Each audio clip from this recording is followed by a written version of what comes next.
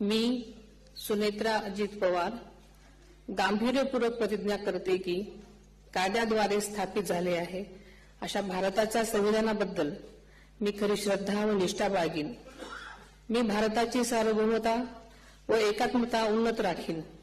मी महाराष्ट्र राज्याची उपमुख्यमंत्री म्हणून माझी कामे निष्ठापूर्वक व ससद्विवेक बुद्धीने पार पाडेन आणि संविधान व कायदा यानुसार सर्व तऱ्हेच्या लोकांना मी गांभीर्यपणे व निपक्षपातीपणे तसेच कोणाच्याही विषयी ममत्वभाव किंवा आकस न बाळगता न्याय वागणूक देईन।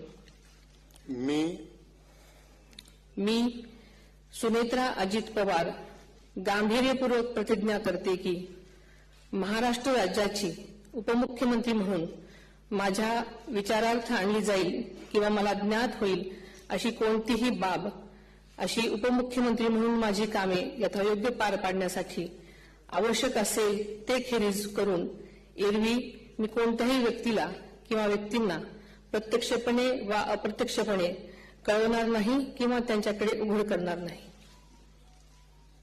धन्यवाद।